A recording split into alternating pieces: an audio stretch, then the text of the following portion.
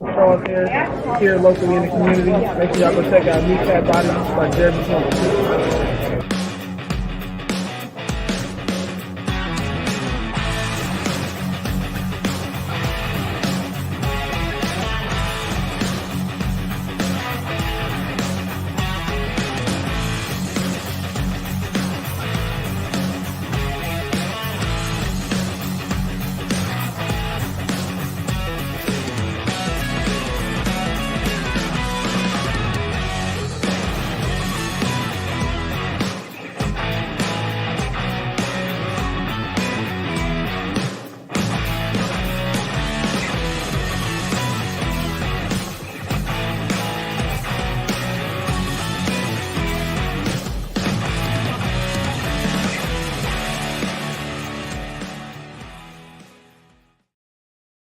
Good morning and welcome to Lions Talk with me, Smokin, Jeremy B, and Dan Von Doom Leonard. How's everybody doing today? It is a nice morning to be alive, just like every other one. Amen. Ricky Sakat, we all know what time it is. Rise up, Villain Squad. Did you men have a good weekend? I had a fantastic weekend. Granted, I didn't win any more money than I did Friday, but it was a fantastic weekend. Man, it was just blah. I was dealing with a little bit of depression all weekend, so I just kind of wanted to sleep the entire thing away.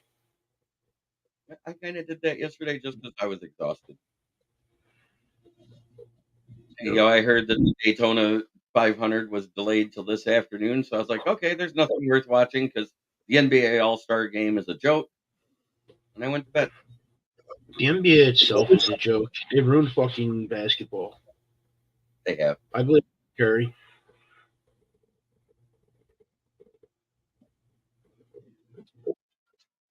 They ruined basketball when they took away the hand check. Well, you don't have the hand check. Now it's literally just a giant 3-point contest, the entire thing. There's nobody that plays in the paint. There's no freaking defense anymore. It's a joke, and they don't care about traveling. So I don't know what to do with my weekend without football. Okay. In Lions news, I'll tell you what. We have a murderer's row of a schedule. I mean, nothing's been announced as to when, but if you look at our opponent, it's going to be a rough ride for us. I mean, it's at Arizona, of course, at divisional opponent, the Los Angeles Rams, the Seattle Seahawks, Jacksonville Jaguars, Tennessee Titans, Houston Texans, Indianapolis Colts. Then you got the San Francisco 49ers, the Tampa Bay Buccaneers, and the Dallas Cowboys. And we got to be at Dallas for a third fucking year in a row. I mean, that ain't fucking fair. We're not in their division. They should have to come here every now and then, right? Nah, they're America's team. Yeah, right. Fuck them. I hate the Cowboys. So, Leonard, you went over some key moves for the Giants to clear some cap. You want to talk about that? Yeah, in 1 second. I was just reading something that kind of intrigues me. You know, that trade that the Falcons and Jaguars made last year for Calvin Ridley, where it was said to be a conditional 4th-round pick? Yep. And then it already moved up to a 3rd-round pick because of this play this year. Well, if they re-sign him, that goes from a 3rd-round pick to a 2nd-round pick. Yeah, and then they could take those 2 seconds and move up into the 1st. Yep. That is freaking intriguing. They have the draft capital between their 1st and their 2. What the fuck was that? I don't know. That hurt. But anyway, they have the draft capital between the picks right there to move all the way up for that quarterback that they're saying they want. I think they need to move up and fix their O-line. Yeah, that's true. I mean, I think they need more O-line help than. They need offensive line that can block for the pass instead of just being mauling in the running game. It's 3 straight years. Ever since Dan Campbell's been here, we've been at Dallas. Every year. Yep. The last time they came here and whooped our ass with the draft last year. Good morning Good to all. morning. Dwayne finally made it in the chat. No Fred Peterson today. Maybe he still has explosive diarrhea. He should stop putting Marlon that. Humphreys did not get released. That was a misinformed post. That was Sportskeeda doing what they do, fake reports. Yeah, his cap hit would be way too big for them to take right now. Let's go, Detroit Lions. Hashtag one pride. King of the North, division champs. That's right. We are the Kings of the North for this year. We are not the Kings overall, though. That moniker still belongs to that cheese-headed piece of shit up there. Give me an FPP in the chat. Fuck the Packers. So the other thing is tomorrow starts the franchise tagging period. So that's a great time because you know what that means? We get to find out who or if anyone gets tagged. That's the start of the illegal tampering window. And then March 11th, the legal tampering window. Well, yeah, the legal tampering one, but we got the combine starting next weekend, so that's where all the illegal tampering comes in. But I don't see any reason for it this year because nobody that's potentially franchise taggable is even worth consideration for the 2 first-round picks you would take to talk to him. But I mean, I'm not giving up a first this year and a first next year. Peterson, it's not explosive diarrhea. He made it. Good morning. It is on that Giants topic too. Yeah, go ahead. I wanted to hear what your thoughts are and go over it with you and see if I think it's feasible as well. You know, because I'm pretty good at this stuff. Yeah, you're not too bad at it. A rabbit hole the other night and it just kind of popped into my head because everybody was talking some shit on one of my Giants fan groups. The Giants have 18 million total with functional cap right now. We only have 11 actually. It's 11.5. Because there was 7 million, right? Inflatable years in dead cap. Yeah, it's shit. But they can clear up close to 50 million by restructuring Dexter Lawrence, Anthony Thomas, and what's his name? Bobby Okereke. If you cut Darren Waller, it'll clear out another 7 million. And there's a couple of guys like Mark Lewinsky. You could cut him and save 5 and only take like an 800,000 dead cap hit. So where I thought the Giants were just going to be screwed this year because of that Daniel Jones bullshit, they could clear up enough money to be closer to like 65 million. You could keep Barkley at that. You could re-sign McKinney and still make a couple moves with that. Right. I mean, you might remember you got to get to that 18 mil first, and then everything after that is what you'll be working with for free agents and re-signing. You might not need that much if we trade away a bunch of picks. I don't think you should trade away a bunch of picks. I don't either, but they keep fucking saying they want to move up for a quarterback. What scares the shit out of me because Joe Schoen's in love with J.J. McCarthy, and if he trades up for him, I might have to go out there and punch him in the throat. I don't even think he has to trade up for him. They could sit where they're at or maybe even trade back and still get him. I agree. And Fred Peterson comes in and says, come on. This thing is being wonky. It's been a long weekend. Stomach still F today, but good enough to make it to work. Hey, Fred, you know you're just taking a day for each time you said Galladay, right?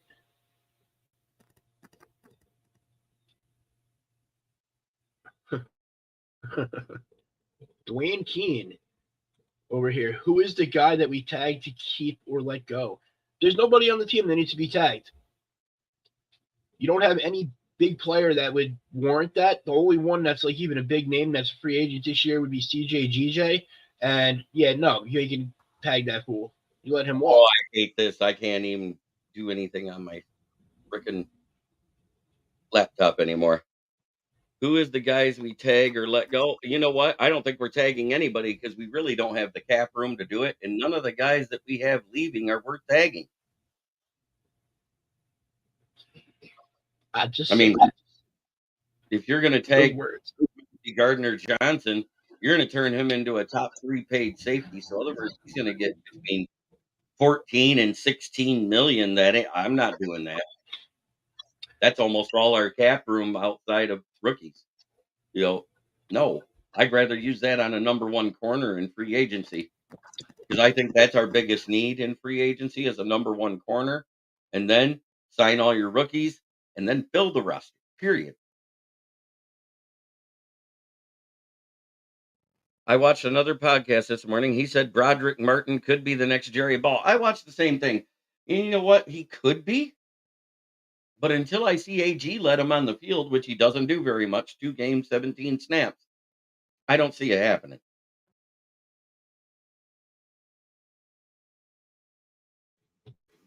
But that schedule is a murderer's row for us this year. And that is why Dan Campbell was so upset when we dropped the ball and lost that game. And you can blame the coach. You can blame Josh Reynolds. The whole team failed that third quarter. Coaching, play calling, everything. That's why we ended up where we were. I'm blaming Josh Reynolds. That's my pick. I don't care. Yeah, I mean, overall, I do blame Josh Reynolds the most. But I'm just saying it was a epic team failure in the third quarter. A rare Jahmyr Gibbs fumble after the luckiest catch I ever seen in my entire life. How about a franchise tag for the? If it's for 20 cents, I'll do it, Ricky Sakat. Fucking sign his ass to the dollar menu. So, in exciting news for where the show is going,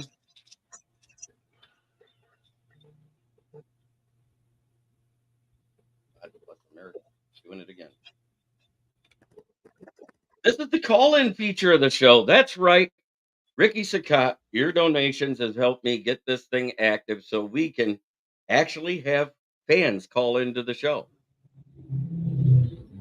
Unfortunately, the ringer's going to come through because even though I got the thing on silent, it automatically comes through the speakers automatically until I can figure something else out. But hey, I wanted to add a new feature to the podcast to help us grow. I think it's amazing. My show itself on YouTube has grown to 376 subscribers. So if you're looking to be on the YouTube side, go check out Kneecap Biting with the Motor City Lions. If you want to be on Russell Wayne's side, because that's where your allegiance is, and I don't care either way because I go into both groups. It is Football Talk 365. We need that to happen. We also need likes. I see 18 people watching and 2 likes so far. That's not a good combination. Like, share, and subscribe, man. Let's go. Build this shit up. That is how we go from being small time to big time. We're already big on Facebook. Now we got to work on the YouTube side. We can always get bigger on Facebook. Facebook's the easiest one to grow on. And we'll continue to grow as long as there's great fans like you guys out there.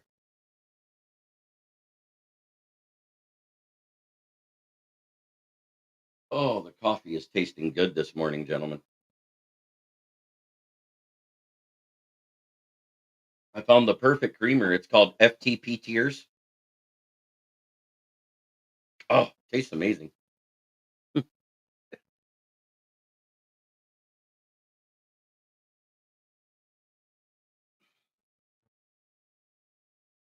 I'm praying to God we don't need Burrito Jones or Will Harris back on this roster this year. I mean, I know they're going to be here, but I hate it.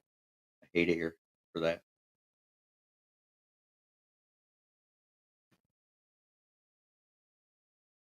So let's say they go through and they look and they see the same thing I do. And Comiskey saves 5 million by getting rid of him. Tracy Walker saves 5 million after his 7.3 in dead cap. Whether it's trade, if for either one, whether it's trade or cut, it doesn't matter. It saves the same amount of money. It doesn't go up and down either way. So there's 10 million right there. And then they restructured Decker and Ragnow. Put that voidable contract on the end of their years by clearing 5 million worth of cap over the next 2 years. I think it's the way to go. I think that's the smart way to do it because with this looming Amon-Ra extension that's supposedly getting done shortly at $25 million a year for a minimum of 3 years, which is well deserved by Amon-Ra. According to the statistics, he's at worst the fourth best wide receiver by PFF. By statistics, he's third. Mm-hmm. But So, on a side note, though, that contract won't affect anything this offseason, though, because it's his final year and you can't add to it. right, exactly. The only thing you can do is possibly move some money from this year's fourth year to the end of his contract. That's the only thing you possibly can do. You can't do anything as far as adding to his contract this year because the rookie cap is set at a certain amount for the entire time of the rookie contract. You can always move some money away from it, but you can't move money to it, and that kind of stinks. Now, let me ask you a question. Now, these owners that own these teams, the ones that have like other companies and stuff like that, what's to say they can't work out a deal with a said player where the player takes a lower deal on their NFL contract, but gets an endorsement deal over here for this higher price? You know what I mean? That is happening. That is how all these teams that paid a lot of money for their QBs, they've taken a lot of that and turned it into bonuses through endorsements to equal that amount of the salary. Even though it looks like it's a big $50 million contract, it's only about $40 million on the book, and there's $10 million in endorsements. That's what they're doing to clear cap. I like it. Make Lion Rumble, yes, I agree. Make Amon-Ra a lion for life. He is the grit DNA that must be compensated accordingly. Hey, thank you, sir. and you know that's Lorenzo, right? That's been on with us Yes, I do. before. Okay, good. I love Lorenzo. He's a great guy, great Lions fan, very knowledgeable, loves talking sports. A part of the Bandits Squad Network, Bandit Sports Network, with Neil Green. I don't think I've even seen that. I'm gonna have to look it up after the show. They're good guys. They do different takes. They have some wild and out theories, but you know what? They have a good show. I have wild theories. You just don't let me play with them because you're a freaking non-fun old man that likes the truth instead of crazy ass rumors. And we got Brent chiming in too. Hey, what say y'all though? Good morning, JB and VD. Oh, that just don't sound right. Whoa. No. Just man, That's fucking just funny, doing though. It is funny. I love it. JB and the venereal disease.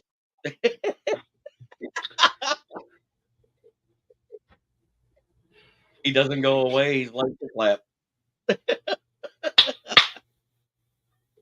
Clap on. Heard rumors that Harbaugh wants Saquon, and would he have to trade for him, or is Barkley is a free agent unless he's re-signed? Fuck him. Let him go. Bye-bye. I don't want to give a running back the $14 million a year that he wants. He can walk. So if we're able to add that to the 46.1 we got, and we're able to add 20 million and get the 66, you take away the 18 and you got 48 million. You're able to do 2 mediocre to top flight sightings and then splash in everybody else. LOL, there's a cure for it, VD. There's certain ones, there's no cure. Go to Korea. Sure, there is. It's called a bullet. No, yeah, that's the other cure. But go to Korea and ask them about Black Syphilis Island, where it's half leprosy and half syphilis. Stuff starts falling off after 2 weeks. Burn the whole fucking island down. Fuck that shit. Well, they just put them on that island to die as soon as they're diagnosed with it because there's no cure. Dude. It's kind of like it's bad as it sounds, the shit where there's no cure and highly contagious. That's what you should do. Fuck them. Or like when COVID happened in North Korea, they had one case of it that reported. The guy tested positive. They put a bullet in his head and burnt his house. Yep. No more cases. Right.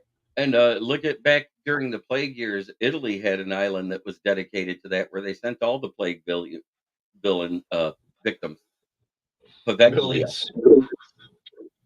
Villains, victims, whatever. Fuck them. You know what I'm excited for? This weekend starts the combine. Is it this weekend or next weekend? Next weekend. Is it next weekend? Oh, yep, weekend. it is a week from Sunday. A week from Sunday. It starts on leap year, right? The 29th? On Sunday?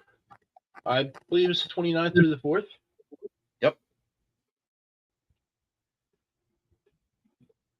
There's a lot of venereal diseases that there's no cure for, including Von Doom. Sure there is, but Come on now. That was kind of funny, and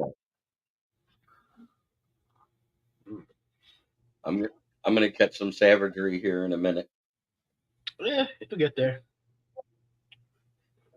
But as you can see, scrolling across the bottom, that is the call-in line. Phone hasn't lit up yet, and my headphones haven't gone off with the ringtone yet, so I know nobody's called.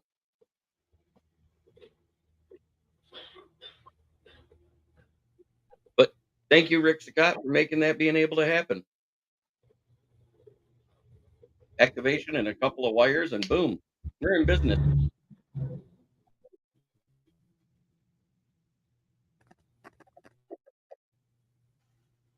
Just because I wanted to actually talk to our fans instead of just read what they type. I think it's an amazing way to take the show possibly to the next level.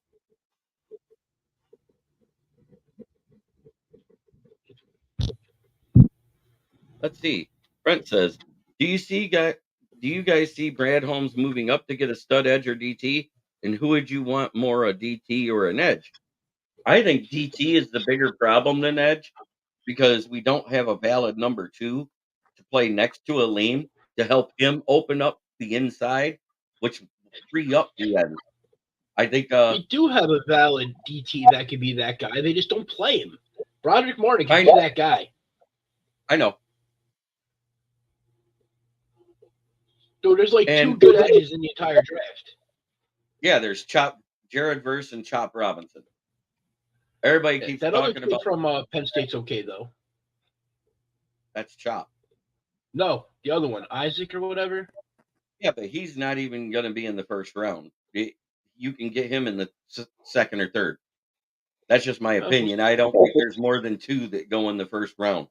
I think there's about 3 defensive tackles that could go in the first round. There's Newton from Illinois. There's Murphy from Texas, and the other kid from Clemson. After that, you got a whole bunch of guys that are really good to great, but it also depends on what you need. We don't need a DT1. We need a DT2. So I'm not going to draft a guy who's been the stud at DT1, especially from a 3-4 to go to a 4-3. I'm going to draft a guy that's been the DT2 and a starter and on the field, technically for more snaps than the DT1. I'm going for somebody like Devondre Sweat. And you can have him in the second round, possibly the late first. It really depends on how the boards fall. Also, if you're looking at going from a 4-3, you would take a guy that was in a 3-4 at an end, not a freaking tackle there. Right. They transition back to DT2.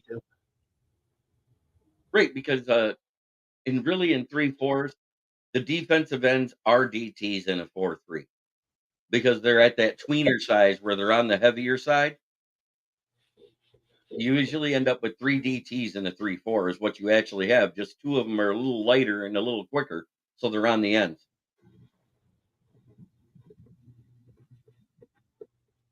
I don't think we need to draft a high-end edge. Smoking Dad and we need a high-end corner. And with the way that things are lining up on PFF and PFN, not just in mock drafts, just in how they have the list of the rankings, Kool-Aid McKinstry has dropped on both of them. On PFF, he's dropped to 20th. On PFN, he's dropped to 25th overall. And I don't get it because he's got the best stats for someone that played all season versus everybody in the draft. Nate Wiggins was a little bit better on his QBR against him, but that's about it. Other than that, yeah, they were all pretty close. Kool-Aid is probably the most pro-ready, though. The guy is always in the right place.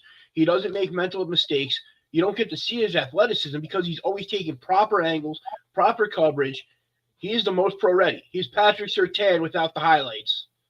But at the same time, he's more of a press man corner than a zone corner. But he can play zone. Can play zone and is good at zone is two different things, as we've seen. Mm-hmm.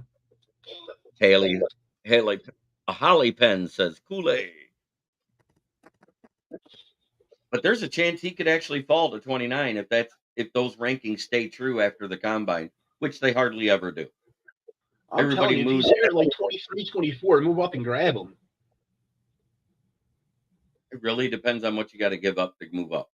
I personally think I think Brad, because the better zone corners are all in the second and third round outside of Cooper DeWan, who is a predominantly zone corner / safety from Iowa, who's moved way up the board. He's given up 3 touchdowns in 3 years. Kool-Aid has a lot of stats, actually.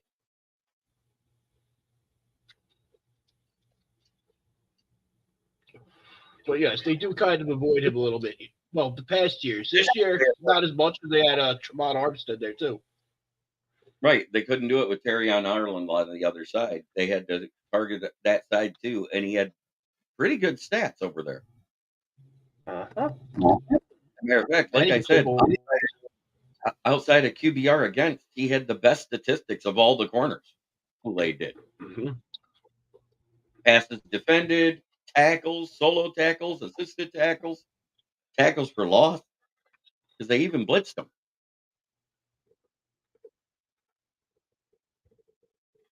They just tagged Saquon Barkley last year, Bradow.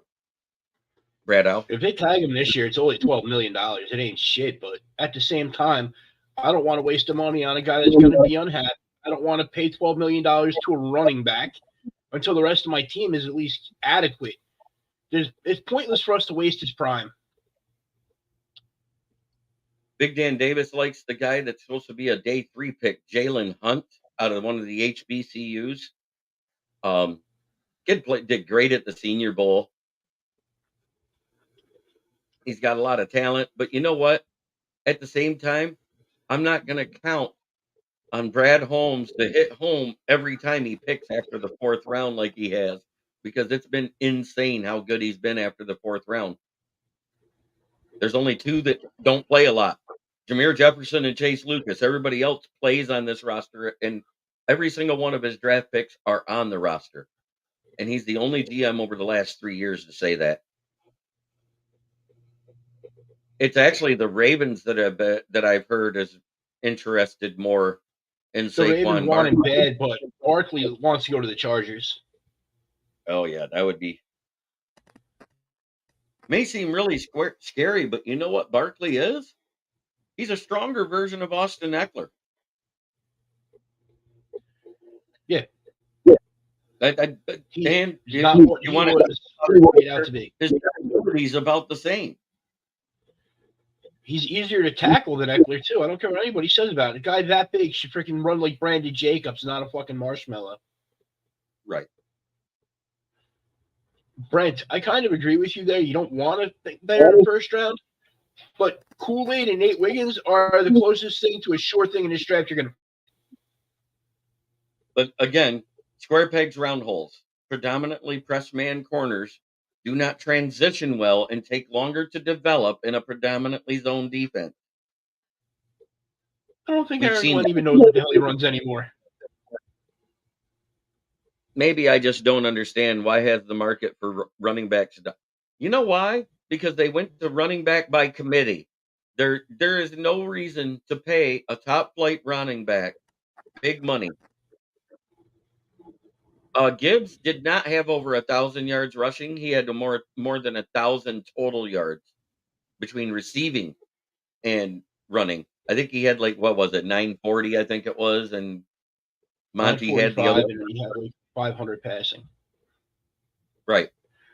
Which Ricky or not, I actually said it would be that for Gibbs this year because Monty get the bulk of the carries. I remember distinctly calling that out after the draft. I said, I bet you Gibbs has 750 plus rushing yards, probably less than 10 touchdowns on the ground. He'll have a couple receiving and about 500 plus yards on in from receiving. And that's Yep. pretty much what he did. Yep. And the whole thing there too, Ricky, with running backs, it's a dime a dozen. You could take freaking 3 of them and get the same production at a fraction of the cost that you would get from paying one running back a big contract. And then you had the point where running back takes the most contact on the entire field. So you're going to pay that guy $15, $16 million to potentially play 2 games. And it was happening over a period of time. And the owners basically just said, nah, forget this shit. We're wasting our money on guys that can't stay on the field. We can just use that money, distribute it across 3 or 4 other players there, still get the same production, and be good. You don't have workhorse backs anymore. Ali Penn asked what kind of contract St. Brown will get. It's a minimum of $25 million a year, probably 3 years at minimum. I personally want him to go for more like 4 or 5 with a voidable year at the end, just in case there is a drop off of talent. I think that's the smarter way to go. You backload the contract in the big last year, not a lot of bonus, and easily let go at that point. Makes absolute sense. I get it. Where do you see Derrick Henry playing? No shot. He comes. No, Tennessee's not re-signing him. They're going younger in the draft. Plus, he did. Who'd they get? Yeah, probably Dallas. They're the biggest one for him.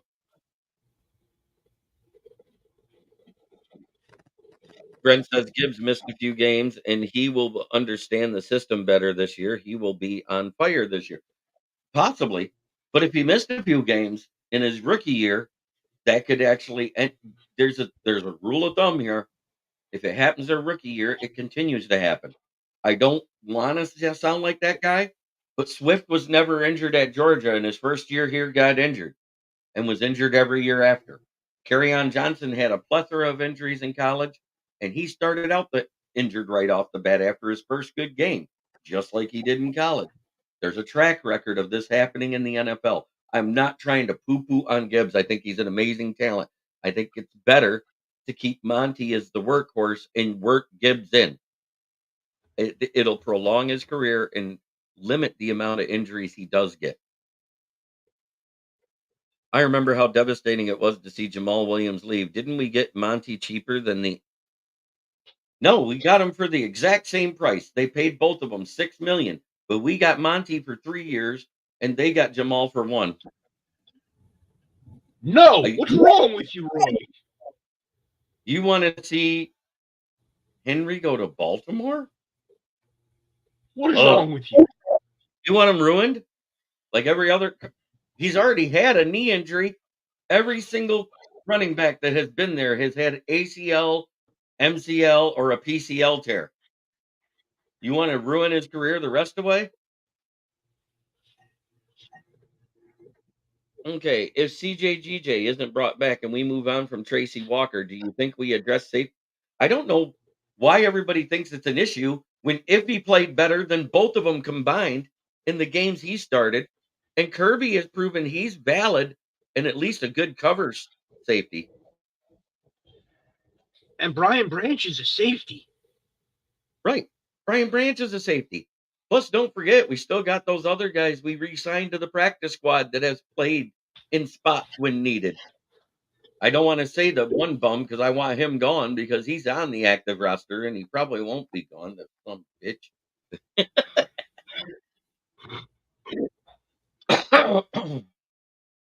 But to clear the cap, and CJGJ, is he going to take another team-friendly deal? I know he got injured, but he was offered a buttload of money to stay in Philly, and he turned it down to come to Detroit. That's value. I think he knew Matt Patricia was going to be the assistant DC coach and said, I want nothing to do with it. That very well could be, but like he legitimately should have been a top flight safety paid last year based off of his production. The guy led the league in interceptions. Right. Tied with who? Saquon. Right? The guy from Seattle. I believe so. Him and Yeah. Woodley. Woolen, Woodley, whatever. Woolen, Woodley, yeah. Whatever the fuck his name is, that guy. Yeah, exactly.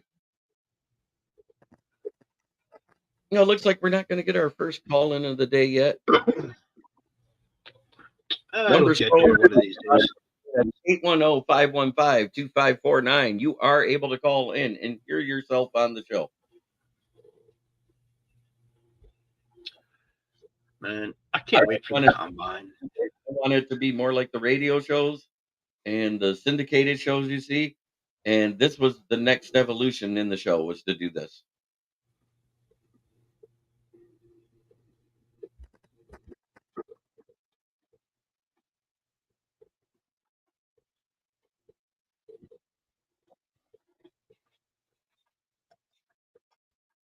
Let's see if there's any other news. The NFL is definitely going to have to figure out their gambling shit, because even the owners are confused about it. They don't know if they can go to casinos and play slot machines even, or play cards now. Right. They're worried about that. When they went to Vegas, nobody went to the hotels. They stayed off the strip and at hotels that had nothing in their lobbies. They did it on purpose. The coach, they left one coach to watch the hotel where the players was at so that they didn't go into the lobby and stuff. One assistant guy, a lower guy, that if he got caught gambling, it ain't that big a deal.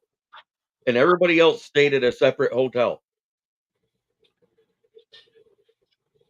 Who's my top O-line man in the draft? In the draft or on the teams, because what round will we get an O lineman? I'd say either the third or the fifth. Didn't JMO get suspended for betting on? No, he bet on the Alabama football team to win their playoff game from the hotel while in Green Bay.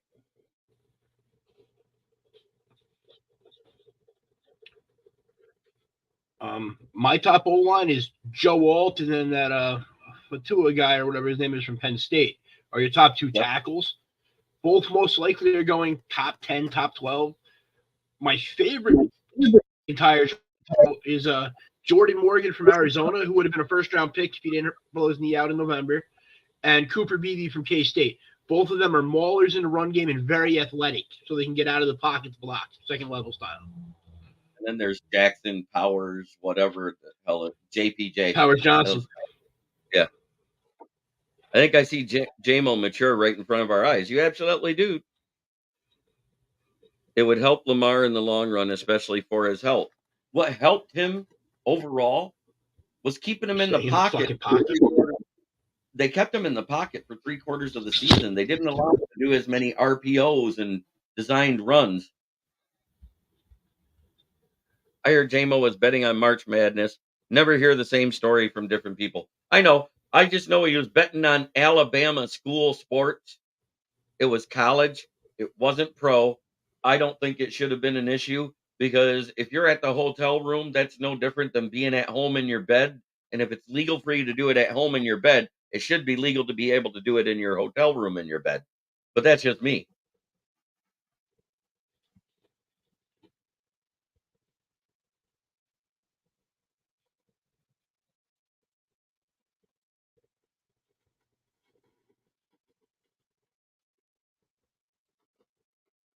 I think that's a double standard, that if you're in the hotel room, you're not allowed to gamble, but if you're at home, you're able to gamble. It's a double standard. And what's funny is the week after that, they did a poll across the league, and 85% of the league didn't know that betting on another sport while on the road was a rule that you could be suspended for. I really don't see us getting a wide receiver in free agency. I think it's more in the draft, unless we sign a super cheap guy, somebody less than 3 million. And I'm going to tell you why I wouldn't re-sign Josh Reynolds. He takes targets away from JMO. He's too much of a security blanket for Goff, and that takes targets away from someone who was developing and maturing right in front of our eyes all last season. You realize JMO didn't have a drop from week 6 until the NFC Championship game. How many And he balls was was he throwing in that time, though? 42.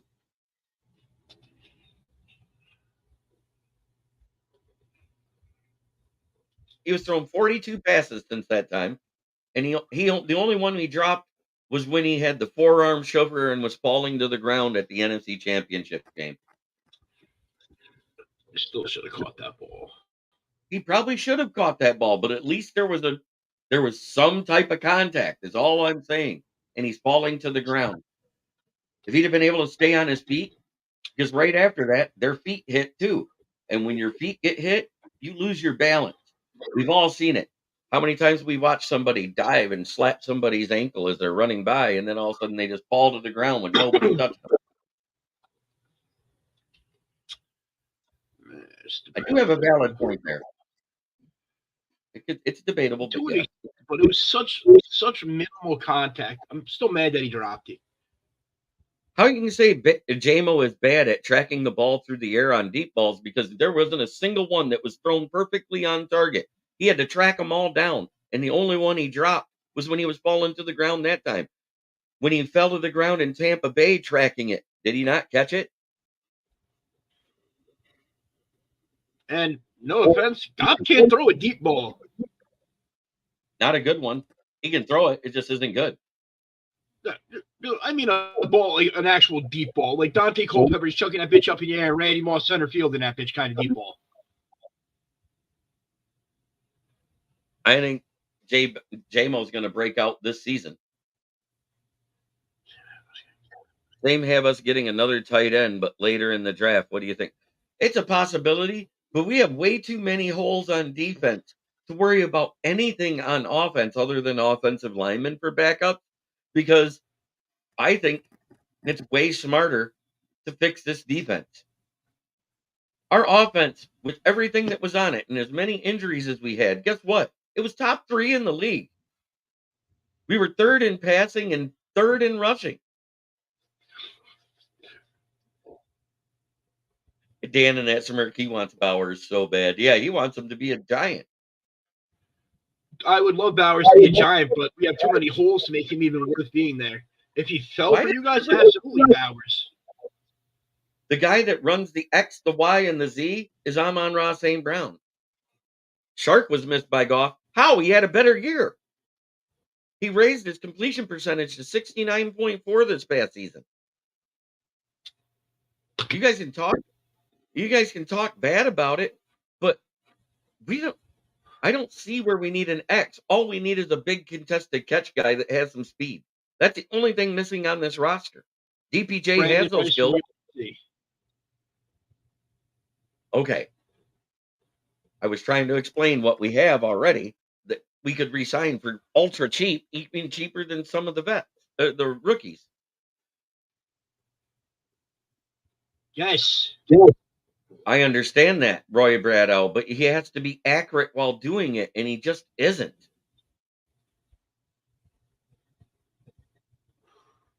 Oh, did Goff attack outside the numbers like he did with Shark? No, because he doesn't trust himself to throw it outside the numbers. And how much did he actually target Shark, and how often did it actually work? Go look. Shark had less than an 80% catch rate. He dropped a lot of those passes that were outside the numbers. The ones that he caught were in the middle in post patterns.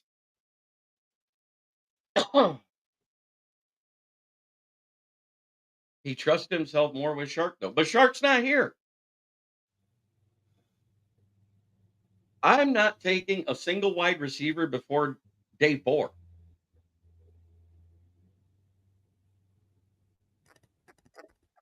Or day 3. I mean, day 4? I'm not taking one day 2. I'm not taking one. It used to be 4 days. Remember, it used to be first round, then second, third, then it was 4th, 5th, and then they did 6th, 7th. I miss those days. The drafts were a lot shorter.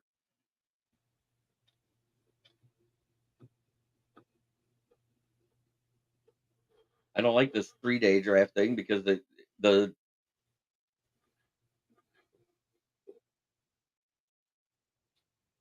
right, we don't need to fall back into drafting wide receivers every single round.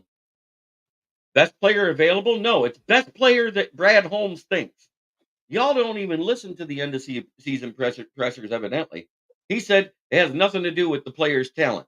It's talent plus chemistry fit is what he drafts. That's why they go and they talk to the teammates of the players they're interested in at their pro days. It's not because they want to know what type of guy the player is. They want to know what type of player their teammates think they are. You notice how every draft outside of 3 players have been captains of their team. He wants leaders of men at every position. And I agree.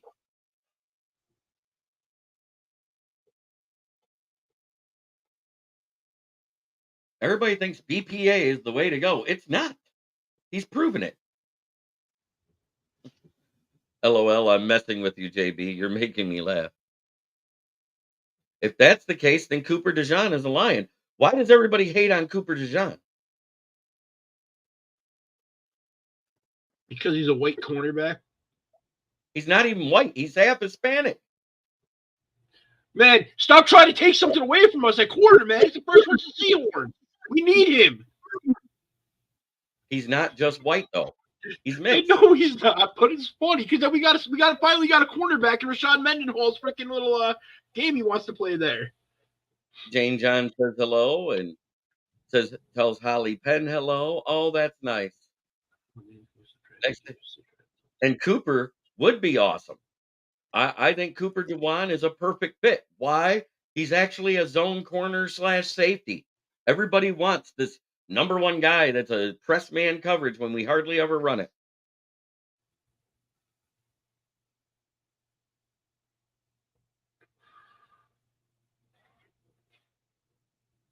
Cooper doesn't even remind me of Branch. He has a different skill set because the one thing Cooper can do that Branch can't do is return punts for touchdowns and kickoffs for touchdowns.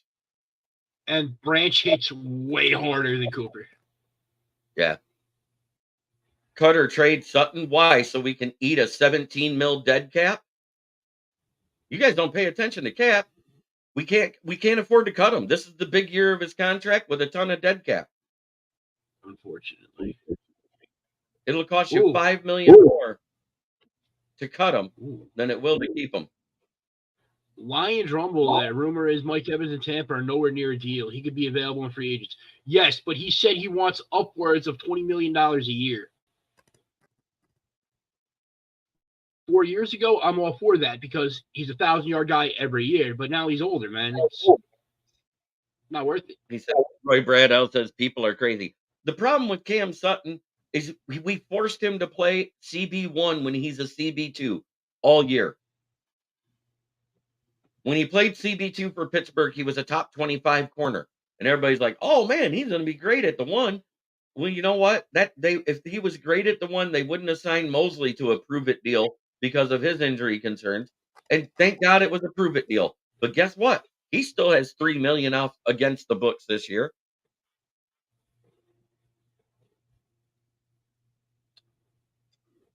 We actually signed Emmanuel Mosley for a lot more money than everybody thought.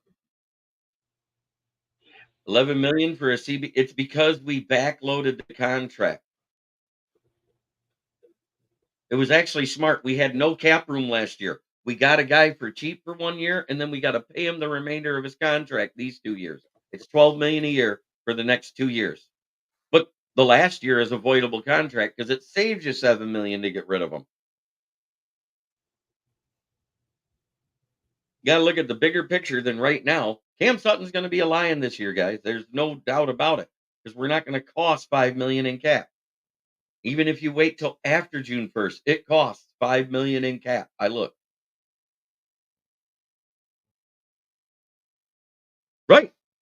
Mosley was supposed to be our CB1, but he lasted less snaps than Aaron Rodgers. That's including his ACL.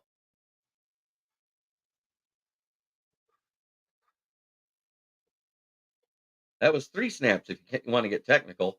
He played 2 and snapped 1.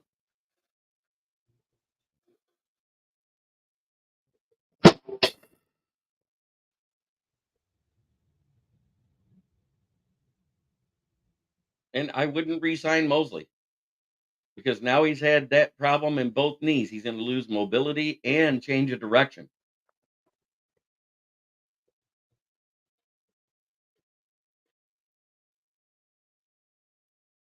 Man, we just need tomorrow to come already and tags to get thrown out so we can really see what the free agent board is going to look like.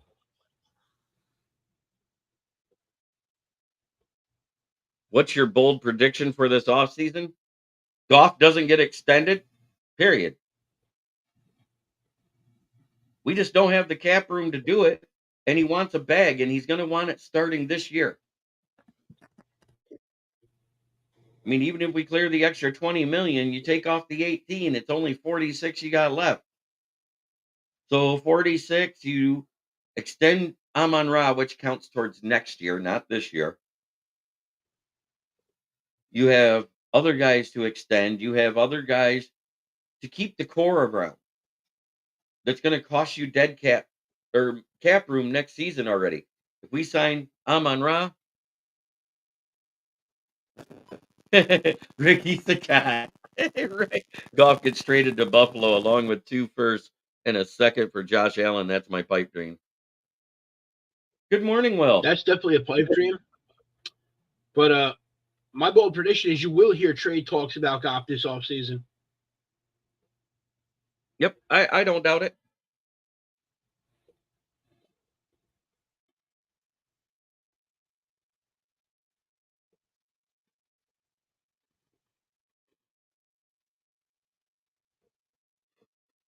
But it's time for me to pay the bills. And after talking to my sponsor, Gloss Negron, he's staying on another season.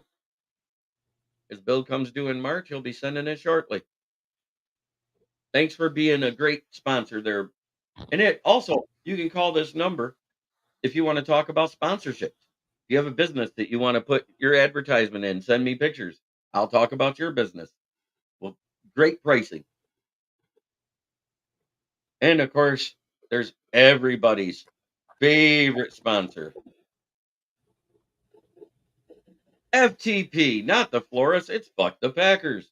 It's a Fuck the Packer day every day in Lions Land. Put it in the chat. FTP for me.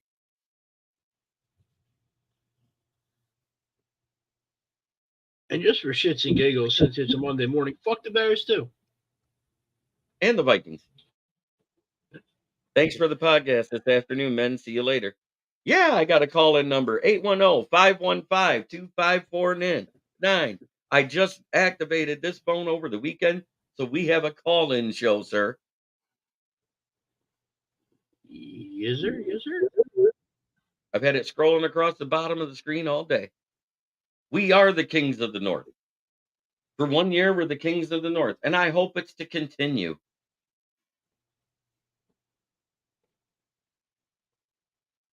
Warning, the ringing will be loud. For some reason, it doesn't allow you to mute the ringing when you're plugged into it. So, till I figure out another way to do this. Nobody said get rid of Goff.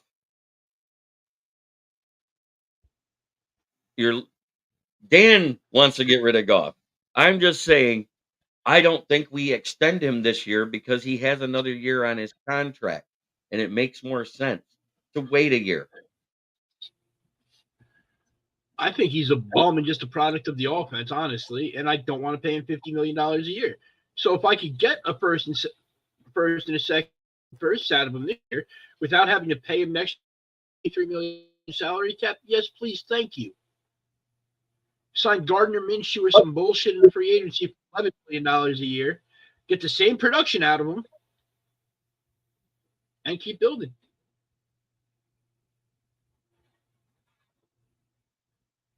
There's the number for people to call.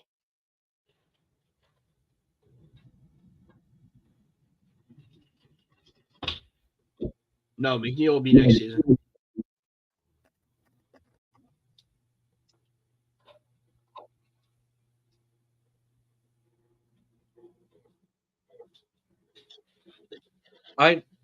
They should extend McNeil this season because again, the rookie cap does not change it until next year. So if you extend Amon-Ra for 25, that's 25 million less next year. You go from 105 million to 90. You extend to Lee McNeil, whatever he gets comes off of that. That takes you probably into that 80 to 75 range. Then you extend Ifeatu Melifonwu, because before he becomes an expensive starter, you do it this year, not next year. So there's another 8 to 10 million off the books for an average safety. That's what it's going to cost. So now you're talking about that 68 to 72 million dollar range. Picking up the fifth year on Penei Sewell. Picking up the 5th year, which is another 14 million for Penei Sewell. It's higher. What is it? 22? It's closer to 19. 19? I knew it was under 20. That's why I went there. So now you're back into that $50 million range. You extend Goff, guess what? That's 42 million off of that. You've got just enough to sign your rookies. That's at 42 million. Make it 46, you got a clear cap. Derek Barnes too. I don't know if you have to extend Derek Barnes though. He had his starting job and lost it. He's made some plays here and there, but he wasn't consistent this year. He still has to get consistent. And we haven't seen it. He was middle of the road when it comes to the PFF rankings for the end of the year. He was in that low 60s range. He was below the good average of 65. So my 3 are those 3 plus getting Sewell on the 5th year option so you can extend him the following year. That's my big 3 out of what's coming. Levi Onwuzurike and clear $1 million by cutting him this year, and I don't see why not, because he has not shown flashes. What kind of year do we see Campbell having it at linebacker? As long as they play him in the right position, a better one.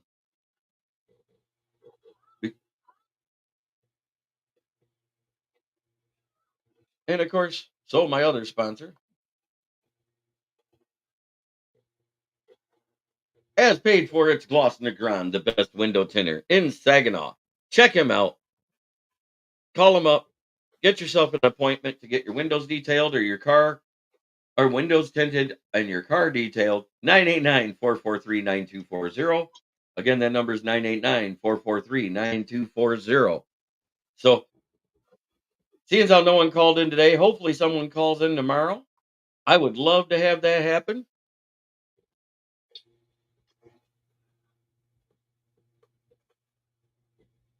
Give Levi the opportunity to compete in camp. He competed last year and got hurt.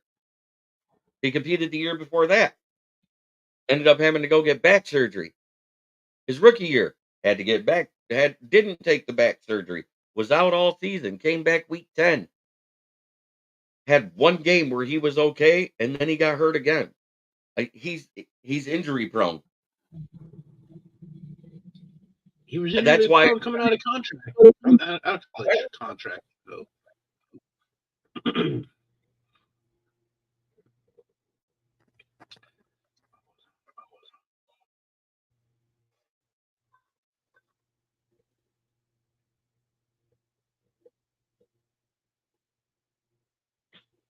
Well, thank you very much, everyone.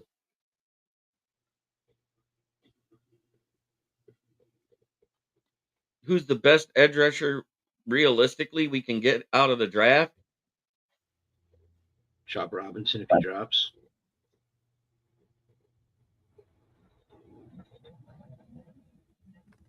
Right. Exactly. I love the fact that Is Undone is quoting that Brad Holmes presser right now. Yes, it will be different. Maybe not added. Oh, we do got a call coming in. Hello.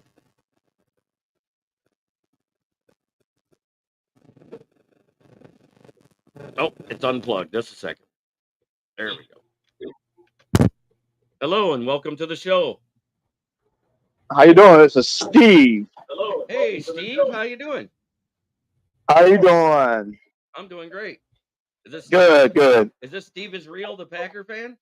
Yes, it is. How'd I know? I've only heard your voice once on a podcast. Well, I know it's been a long time, right? Yeah. Yeah. So I mean, it's kind of cool. It's kind of cool that you got a Cohen thing. I mean, I think that's kind of nice because, I think it's fair for people, like, if people's going to come on and talk football, it should give others a chance to talk as well instead of type. right. It could go back and forth because because when you type certain things, when you type something, it could be misconstrued or misunderstood and taken the wrong way. 100%. And I've seen that happen on many podcasts where people took things the wrong way when someone typed something and so forth. But I thought that, you guys do a good job, just like with Russell and Mike and everything else. I figured, I'll give you guys a call. Maybe we could get the ball rolling with people and stuff. People would call in and, could get the things talking football, whatever. Thank But you. like, like one thing, like I says, I've been doing a lot of, like every year I do a lot of off-season work on players. I go watch a lot of film and stuff and so forth. And like one thing I try not to do with the Packers is fall in love with a guy that I hope we get. Like one of the guys is Cooper DeJean. But, with us switching the defense from a 3-4 to 4-3, I mean, I think Cooper would fit nice. But I think, maybe if we get a defensive lineman. Now, like I said, there's a lot of rumor now that we're going to release Bakhtiari, that he's going to be cut. And if we do that, we're going to save $21.3 million by cutting him and so forth. And do that, and then there's a lot of other talks and rumors I see going on. But one thing, like I know with the Packers, when we draft, just like we did with this defensive coordinator, you just never know. It's always somebody that you never ever going to think that they're going to draft. And the thing is, I'm sure Jeremy, you notice, everybody falls in love with these first, like the guy that has to be in the first round. See, I'm more excited the guys that's like in the 4th, 5th, 6th, 7th round, even the undrafted free agents. So how do you feel on that? Oh, I actually completely agree, but I want to address this real quick. Hey, Sarah, we see your comment. But U2 jail is a thing. It does exist. You must have got that short 1 hour to 3 hour ban because you're back, and it's good to see you. Why would she get banned? Somebody reported a comment. Oh my God.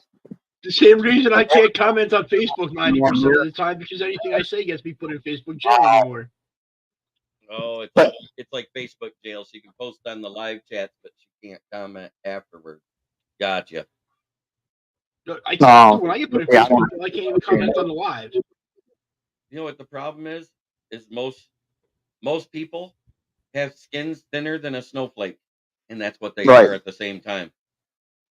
Well, yeah, and plus there's a lot of people out there they like to dish it out, but they can't take it. Right. And that's where I come into the fact that, like I said, just like I said, people type something like she might have, and maybe what she typed maybe got misunderstood, maybe misconstrued, and then she got penalized for it. And that's the only thing wrong with typing. Wait a minute here. I want to address this. Who's the gambling coach? Dan Campbell all day. No, I know. I'm talking about an actual gambler.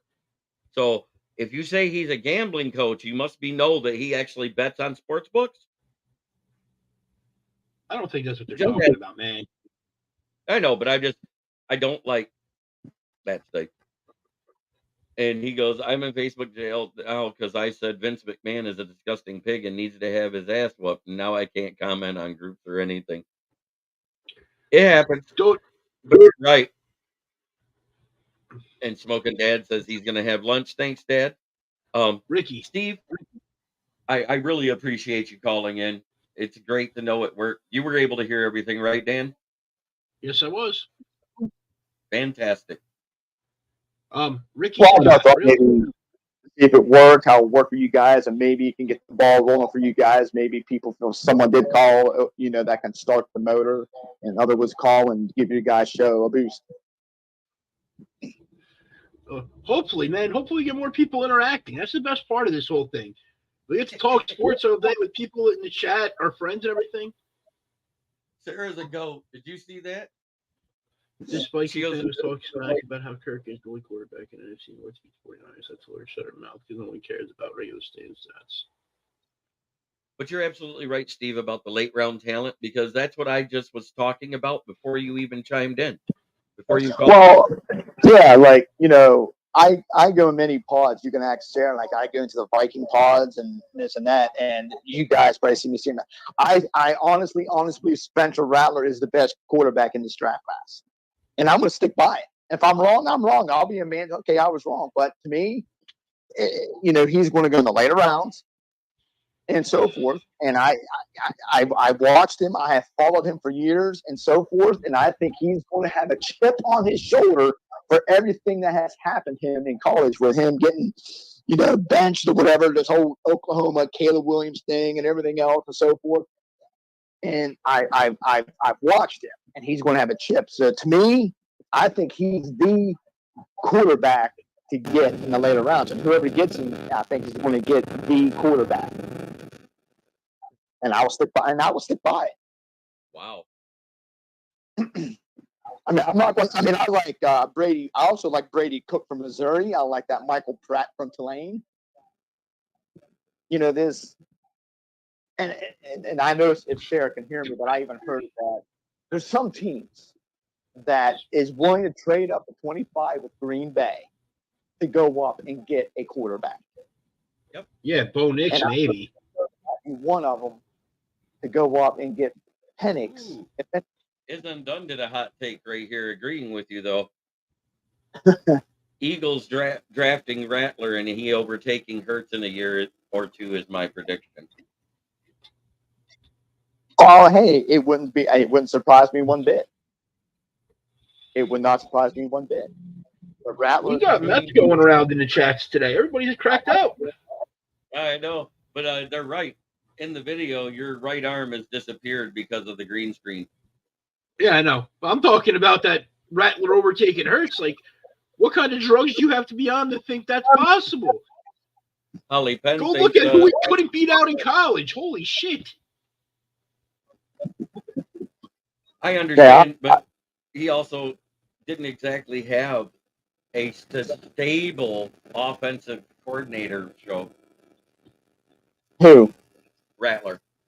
Well, like I said, I watched the film on in the game against Tennessee, 6 touchdowns.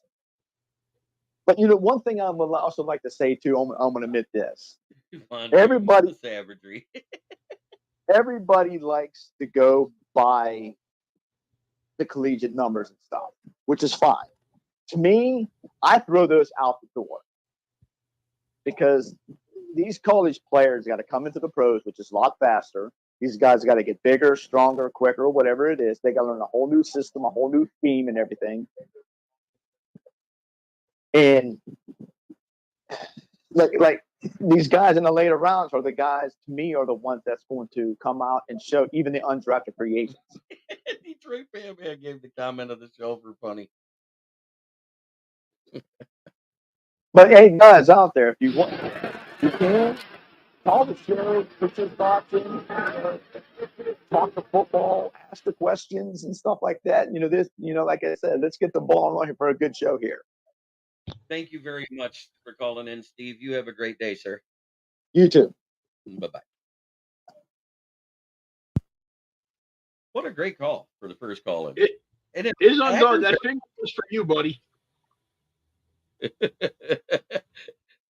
Alexa Giants draft.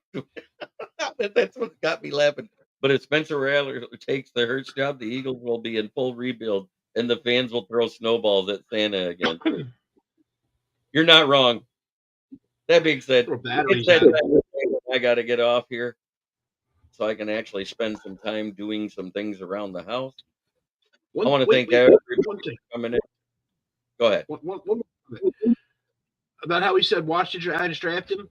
Unfortunately, the motherfucker was the MVP of the Senior Bowl, and that is a very Giants thing to do, is draft MVP of the Senior Bowl. Kyle Aletta, Davis Webb, what was that other dude's name? Daniel Jones.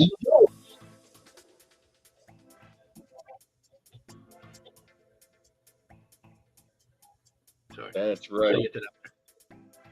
This has been Lions Talk with Smokin' Jeremy B and Dan Von Doom Leonard. Tune in tomorrow morning when we go live again at 11 a.m. Who knows? We might even do a show tonight just for the hell of it. Fuck yeah. Mondays are the hell of it nights. You know, if I feel like gray hair up my butt, I'll create one. But some news better break. Otherwise, it'll be Wednesday night before we have another prime time show. Mondays are my optional night.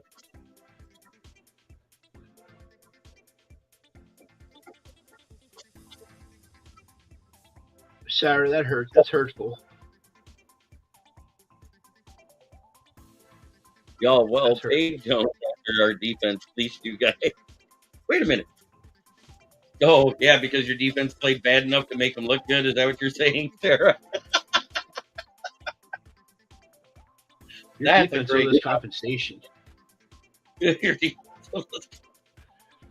you been hurt because your quarterback got overrated versus a bad defense? Oh, Dan Von Doom, the Savage Leonard lawyer.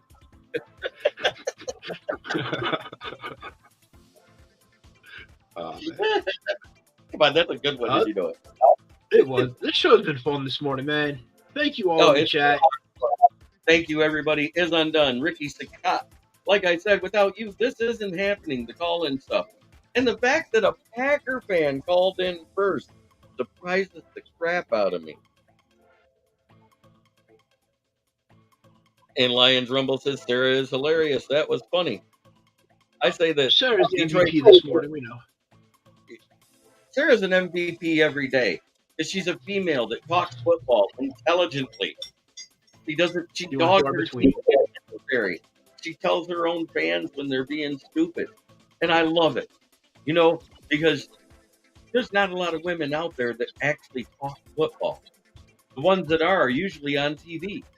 So the fact that she does it on Facebook and YouTube here with us, that's a you rock situation, Sarah.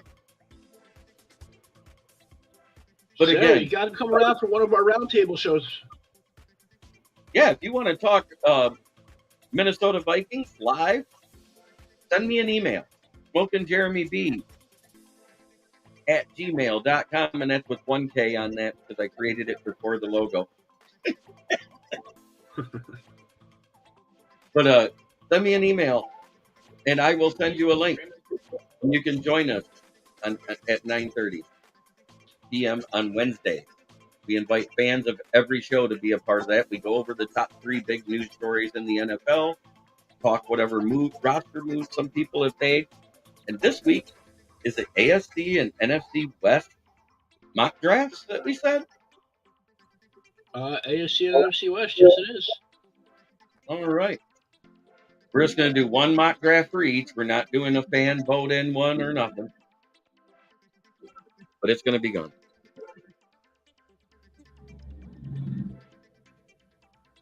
Oh, no.